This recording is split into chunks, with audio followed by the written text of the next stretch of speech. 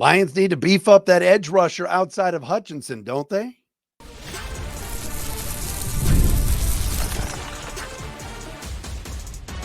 You are Locked On Lions, your daily Detroit Lions podcast. Part of the Locked On Podcast Network, your team every day.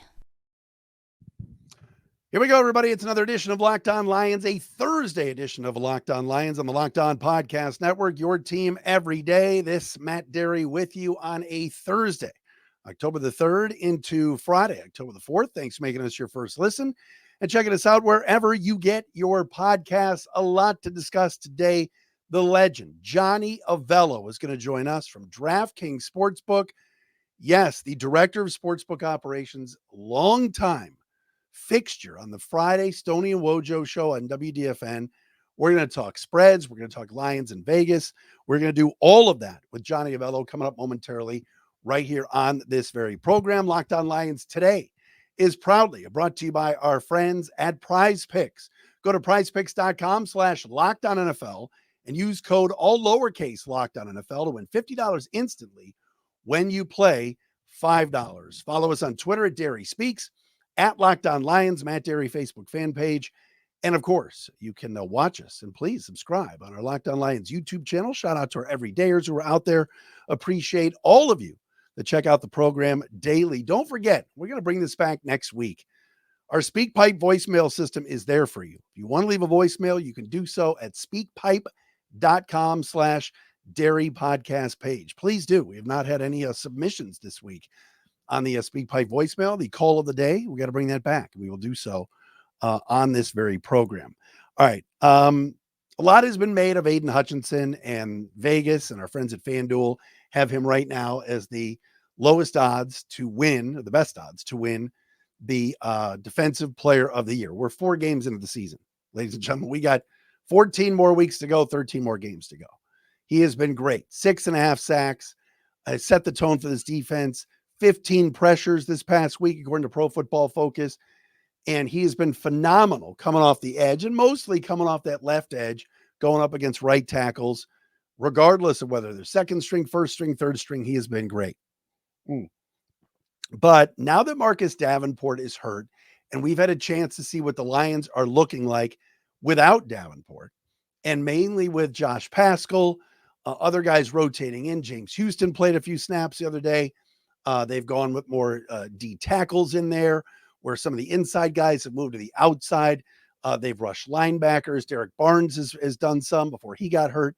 But the big question, and really the big issue now with this football team, is can they find somebody not named Aidan Hutchinson to rush the passer? Can they make a deal? Can they bring up Ukwu or Agude from the practice squad?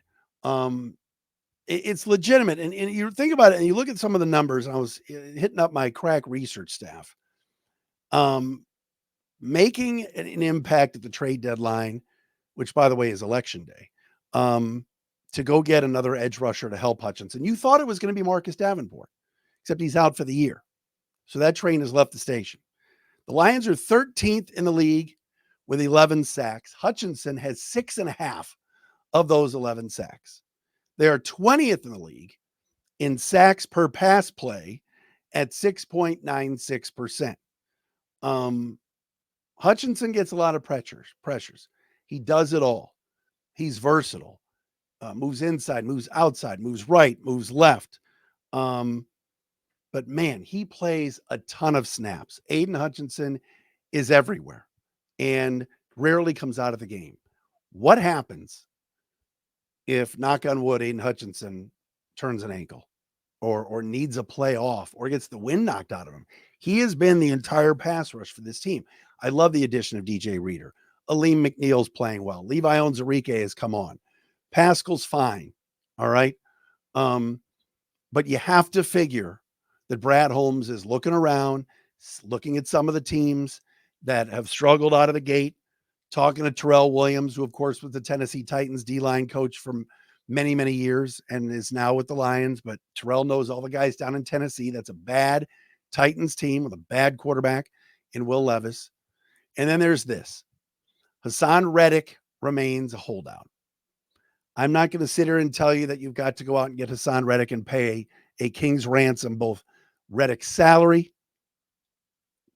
and also, although the Jets right now may be desperate to move him, but could that be the move? We talked the other day about Devontae Adams, but could that be the move where the Lions go out and make a trade for a disgruntled guy that won't report to the Jets until he gets a new contract in Haasan Reddick? And would Haasan Reddick be willing to play as a rental for the Lions? Are the Lions willing to make a trade for a guy and have to commit to him long term as well? I don't know what Detroit even thinks of a guy like Haasan Reddick and whether they think he can help them or not, and whether he's a culture fit.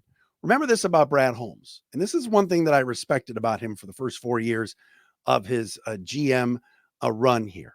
He's not just going to go out and pilfer players from other teams and trade for talent. He's trading for Lions. He's drafting Lions. He's building something here. Detroit is desperate for another edge rusher. They need to give Hutch some help. But the question remains, is Brad willing to go out and get a guy like that has some warts? But you put Haasan Reddick on the opposite side of Aidan Hutchinson and next to Reeder and next to McNeil and Onwuzurike and all these other guys, that makes you a better team. And the Lions are going for it. We touched on it yesterday with Colin Cowherd saying, are they serious? Are they going to take the next step? It's been a cute story, but are they ready to go to the next level? You know, another team that is desperate for D linemen with so many injuries is San Francisco. Would they be pulling the trigger on a Reddick trade to try to get back up to where the Lions are right now at 3-1? Niners are off to a rough start. They've been extremely banged up. But I gave you those numbers. They're not the prettiest. And the Lions certainly need to be considering and thinking about all options when it comes to edge rushers. Now, Mitchell Agude did a really nice job in the preseason. Undrafted guy, thought maybe he'd make the team. Isaac Ukwu was another one. There's two young guys that are in the system. Name I'm not mentioning much is James Houston because I just don't trust him. And I don't think the organization trusts him. He's been a healthy scratch. They tried to move him and make him a strong side linebacker and not just an edge rusher. That failed. Then he didn't play the first couple of games. Forced into action with the injury to Davenport. And this past week, and Barnes, this past week he jumps off sides twice and earns the lowest PFF grade on the team with a 29.4. So it's something to consider and think about. But you got to get to the quarterback. And it can't just be one guy that's doing it, for the entire season. Like I said, on the inside, Onwuzurike, Reeder, McNeil, those guys have played well. But it's something to think about for sure. I just am not sure if the Lions are going to go there with a guy like Haasan Reddick. I'm just not sure they're going to do that. All right, Johnny Avello going to join us coming up next. He is director of sportsbook operations for DraftKings. He is amazing. We love Johnny from the days of the Stoney and Wojo show. Still doing his thing out in Vegas. We'll talk to Johnny Avello coming up next.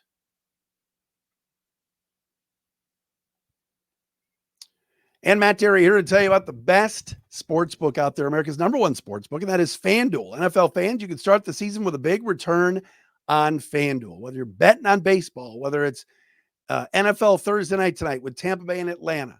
Want to put some money down on the Falcons, Kirk Cousins, and them bouncing back? What about the Bucks? They've been hot with Baker Mayfield. You can do it all at FanDuel. Once you get a hunch, too, in the middle of the game, you can check out all the stats, latest stats, view live play-by-play, and so much more on the same page where you place your bets at FanDuel. You'll get started with $200 in bonus bets guaranteed when you place your first $5 bet at FanDuel.com. They really are a fantastic site. A lot of you have the app right there on your phone, and you're clicking around to other apps now, looking for scores, what's going on with my fantasy team. Everything you need is right there at FanDuel. Again, you'll get started with $200 in bonus bets guaranteed. All you got to do, win or lose, is place a $5 bet at FanDuel.com. And we got to tell you about our friends at Gametime as well. Gametime has a new feature called Gametime Picks. It makes getting tickets for your favorite live events even easier. Gametime Picks filters out the fluff to show you only incredible deals on great seats. You don't have to waste your time searching through thousands of tickets. Piston season is coming up. You're thinking about tickets and maybe taking some clients to a game. Red Wings as well. Some folks have already used the Gametime app to go see the Wings in the preseason. It really is the best ticket app out there. It is easy to navigate and very, very simple. They got super deals there. They got the views from your seat, all in pricing. So you toggle this feature so that shows up, the total shows up front, the total you're going to pay with no surprise fees at checkout like some other ticket apps do. Not at Gametime. They take care of you. You know exactly what you're paying. Take the guesswork out of buying tickets with Gametime. Download the Gametime app.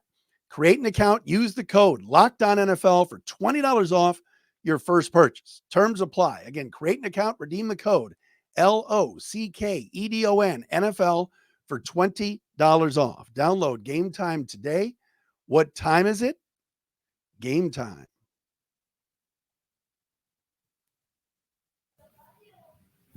All right, folks, what a special treat joining us here on Locked On Lions. A living legend when it comes to Vegas, odds makers. You heard his voice for many, many years back at the old WDFN with Stoney Wojo. It's Johnny Avello from DraftKings, the director of sportsbook operations. Johnny, great to see you. Matt, good to see you again, too. Thank you. Long time no talk. We caught up before I hit record here. It's so great to hear your voice. Tell the fans. I mean, everybody used to listen to Stoney Wojo and knew you were a Friday staple for many, many years. You're still in Vegas, but now with DraftKings, huh?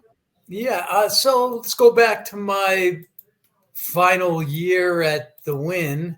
At that point, I was 66 years old. 66. And I said, you know what? I think I'm going to retire, maybe do some outside consulting, something along those type of lines. And then the DraftKings, one of the owners of DraftKings contacted me and asked me if I wanted to come to work for them. We had about 3-4 meetings. On the fourth meeting, I decided I wanted to be in the space. And when I say the space, it's the sportsbook wagering outside of Nevada. In the U.S., in multiple states. At that time, it was only one, New Jersey. But I knew after PASPA was overturned that this could be something that was going to be really big, and I just wanted to be an overall part of it. So I said yes, and here we are 6 years later. I'm with DraftKings, and I'm really enjoying it. So when you say director of sportsbook operations, what exactly does that entail? Oh, my God, there's a lot of hats there, Matt. Yeah. Do the media for the company. I put the trading team together, but now I just consult those guys now. I go out and help recruit players. I'm involved in our new horse racing app now that we just launched about a year ago. You name it, I'm part of it. So it's kind of fun to have your hands on a lot of things, and watch this company grow. It's pretty amazing, Johnny. For years, when you were on with the fellas there on Afternoon Drive, we talked about the Lions with you, and it was always just sort of messing around or, can they cover? And now look what's happened, right? It's kind of wild to see this transformation, isn't it? It was Lions. It was Miss State. It was, University of Michigan. Yep. It was, we spoke about everybody, every team in the area. And it was at prime time, I believe. It was maybe 2:30 my time, 5:30. 5:30 every Friday, my man, during football season. That's right. 5:30. So it was really cool to be on that show every week. We had a lot of fun with it. And I'm glad those guys are both doing well. I know Sony has a couple of twins. They must be, they got to be up there in age now, huh? They're out of college now. Isn't that crazy? Isn't that wonderful? That's excellent. Fantastic. No, but seriously, Johnny, on the Lions, what a transformation it has been for their organization. And how is Vegas looking at Detroit right now? When they switched quarterbacks, I wasn't exactly sure what that meant for either team. I know that Stafford had the capability to have some really great games. He was a great passer. And if you put him with the right team, probably had the intelligence and the gifts to get a team to the Super Bowl. And he did, and they won it. I kind of felt bad for Goff at that time because he was going to a team that was a little inferior, and I'm sure he felt that way too. So I'm kind of happy for him now that he's on a team that's a contender now to win the Super Bowl. We see this team as a real contender. I mean, we have their odds at 10-1 to win a Super Bowl, top 5, and that's highly regarded by us. So the team's good. It's complete. If there is any work they need to do, it's probably on the defense, maybe against the pass, but they're overall, they're a good, solid team, and they can get better as the year goes on. Remember, we talked about it in week 1. We're talking to Johnny Avello from DraftKings. Week 1, I know they were a major play. People putting a lot of money on the Detroit Lions. Johnny, what world are we in? It's crazy. People love gambling on the Lions. It's wild. So true. And we were bet against team. I mean, they've been a bet against team on Thanksgiving Day. They've been a bet against team for the last, minimum of 10 years. They haven't won a lot of games, haven't had a team that could contend, just made multiple mistakes in crucial times to lose games. And now here they are with, a good team and all the parts to win a championship. And I think they'll win one over the, I don't know if it's this year, it could be this year, but as long as they keep this nucleus together, they should be around for a good 3 to 5 years and have a shot at it. Now, you guys had the win total, I think it was 11.5 to start the year. Right kind of on the number from where it was last year, right? You think that was an accurate number? And they're off to a 3-1 start. What do you think? Yeah, they played good game 1. The game against the Cardinals wasn't so good. Good game against Seattle last week. A lot of season to go, a lot of time to get better. I like the coach. One thing I don't like about the coach is maybe he takes too many chances. And to me, I'm a traditional football guy. I think when it's the second quarter and you score and you're still down 1 or you're up 1 and you go for 2 and try to put it on 3. To me, that's way too early to do that. I know these guys look at the math, but I think their math is a little skewed because if you don't get it then, it's going to come back at some point to burn you. If the other team scores a field goal or 2 field goals, just put you right back on the number. There's just too many things that could happen early in the game to start taking chances. And then all these chances on 4th down early in the game and from your own territory, things of that nature. So what if you get a first down? What does it really mean? It just gives you another set of downs. It didn't mean much in the whole scheme of things in the game. So he's a little bit of a chance taker. Maybe he belongs in Vegas, but he's got the team motivated. He's got them playing well. They believe in him. So we're also a believer. The odds makers are. Johnny Avello with us from DraftKings, Director of Sportsbook Operations. What has gone on the first 4 weeks, Johnny, in your mind with the book? Any crazy things? What's jumping out at you for some of the sharps and what they're seeing in the NFL early in the season? God, we're doing so well so far. It's been a great handle for the first 4 weeks. We've been positive, really positive on the revenue side. I mean, these games have been crazy. I mean, right out of the box, Cincinnati goes down as a favorite, and then Baltimore goes down as a favorite. And so these favorites of 6 or more points have not been getting there. And that's really good for us because what that does is that kills money line parlays, that kills teasers, and that these games usually happen early in the day. There have been multiple games like this during the day, but some of the big ones happen early in the day, and that sets the tone for us for the rest of the Sunday. And when we get off to a good start, and we have a few others that fall our way, it's usually going to be a good day. Now, Matt, that's probably all going to change soon. I could see a couple of weeks coming up where it's going to be a lot of chalk, and And so we'll probably get buried during those weeks. But so far off to a very good start. I've got to believe in the Lions. Obviously have a bye this week, but next week they go to Dallas. I got to believe that's a heavily bet on game, right? Detroit and Dallas, kind of a prime time. It'll be at 4:25. I know there's always action on the Cowboys, right? Yeah, well, we opened up we do these look ahead lines where we open up a week ahead. We opened up the Lions, the favorite in that game. Now, Dallas has some problems. They're just not the complete team they should be. They're not playing as well as they should. So we made Detroit the favorite. There's, Micah Parsons probably not playing in that game. So he's a big cog on the defensive end. Yeah. And, Lawrence is out. Yep. Lawrence is out. So, yeah, there's some issues there. So we made Detroit the favorite. That doesn't mean that the bettors won't play Dallas in that one because they probably will take the 3, take a shot that they can keep it close being at home because it is a very good home field advantage. But Detroit's their offense has been clicking lately. They have no problems putting points on the board. Well, Lions a 3-point favorite on the futures in Dallas, folks. Johnny Avello just told you that from DraftKings. You mentioned something earlier, Johnny. These coaches, all right, it's an 8-point game, and they don't kick the extra point. They're immediately going for 2, or they're down. You said it. The book or the analytics tell them, hey, let's try go for 2 now, or they're down 9 and they're going to go for 2. How does that affect some of the lines and maybe what you've done the last couple of years?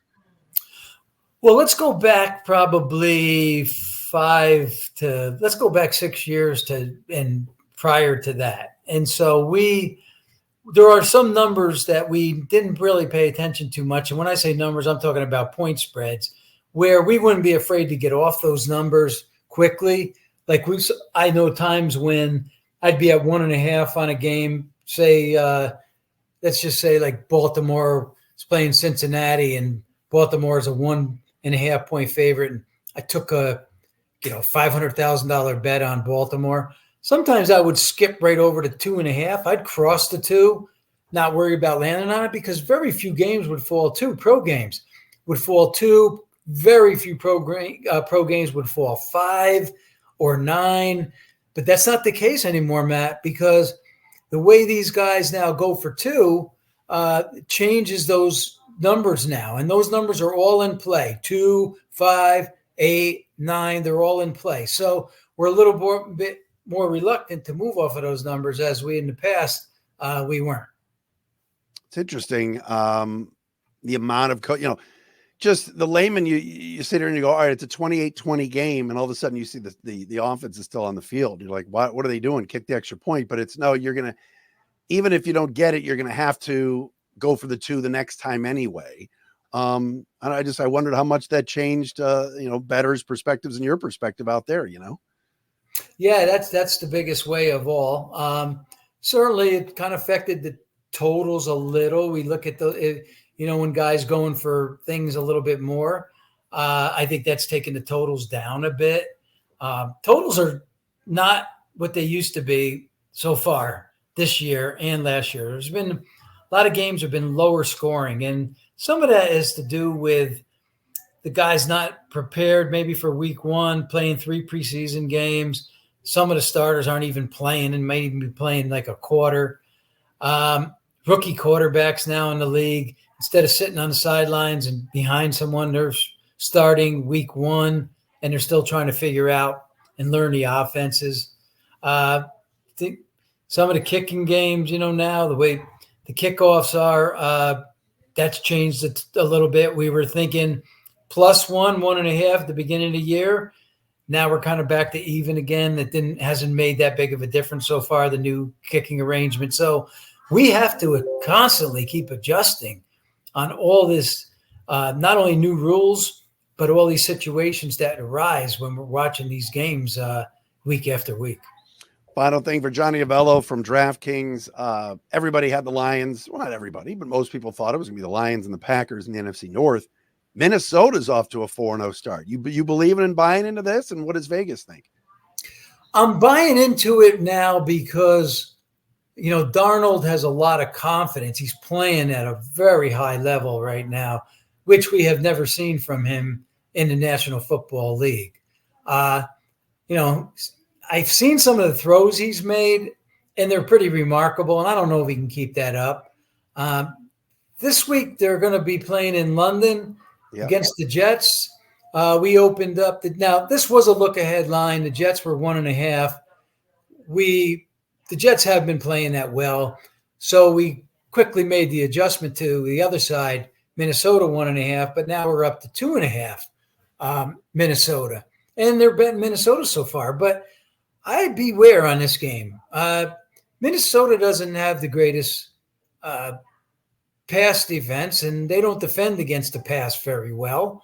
And so I could see the Jets keeping this one close. Aaron Rodgers is always wild card for me. I'm not sure if it's the Aaron Rodgers from 2 years ago or the Aaron Rodgers that's just doesn't have it anymore. I'm not exactly sure on him yet. But he should be able to throw the football in this game. And so Minnesota they're more comfortable in London than the Jets. They've played over there a few more times than the Jets have, but they're both traveling, and the Jets need this game bad at 2-2. Minnesota 4-0, pretty remarkable start. I think they're a pretty good team, Matt. I don't know if they're as good as what they've shown so far. Johnny, great to see you. Thanks for coming on, and continued success, my man. It's great to hear you back on the Detroit airwaves with us here on Locked On Lions. Thank you much, Matt. Good talking to you. You too. Johnny Avello with us, Director of Sportsbook Operations at DraftKings. Remember him from the Stoney Wojo days here on Thursday, Locked On Lions.